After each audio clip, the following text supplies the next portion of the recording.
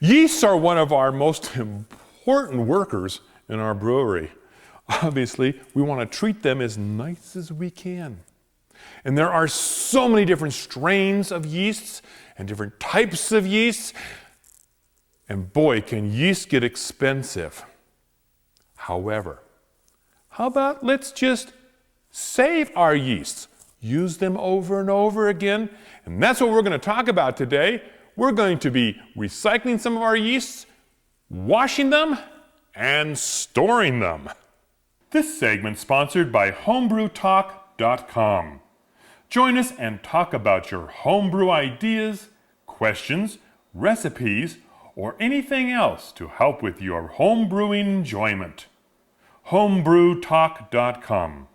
I've just transferred my wort from my fermenter into some kegs.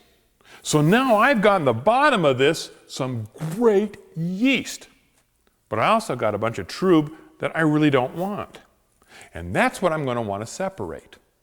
So what I'm going to use, this is what I'm going to call my junk collector. I'm going to take an initial get rid of the trub into here. This is my washing bin, a couple storage bins, and this holds some water that I boiled for about 20 minutes to sanitize it, and it's going to be used to wash our yeast. So the first thing I'm going to want to do is start collecting, getting rid of the bad trub, and collect as much of the good as I can.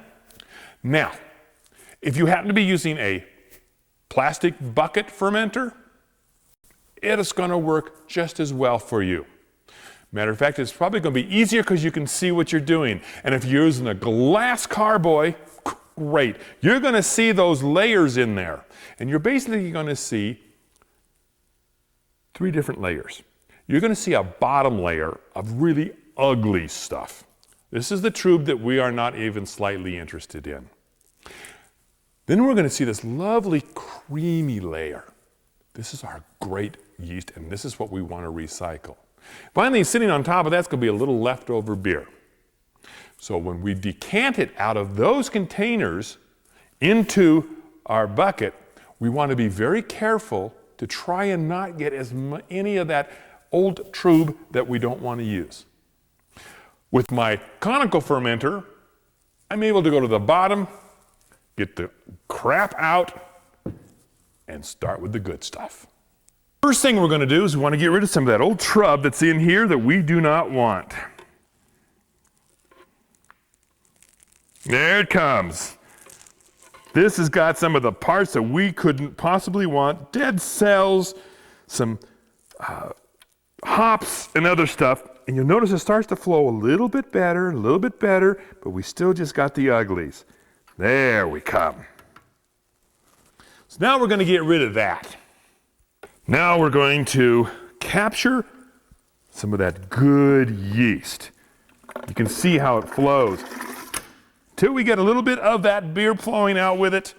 So, to the yeast collected, I'm going to add some of this sanitized water.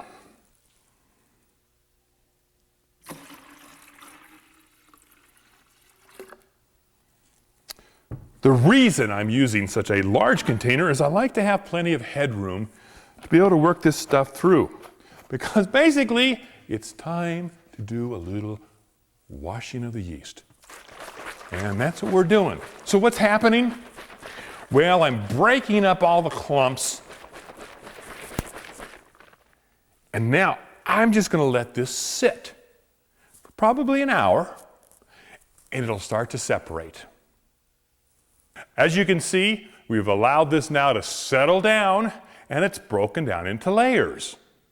You can certainly see now the distinct layers. Look at this dark layer down here. This is a little bit of leftover trub that we didn't get out, but that's what we washed out. We don't want that.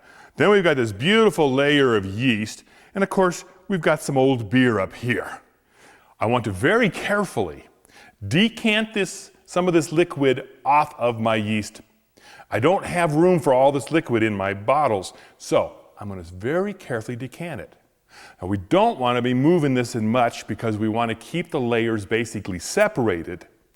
So let's do a little decanting of our liquid. So very carefully, I'm going to eliminate some of that liquid by decanting it into my jug container.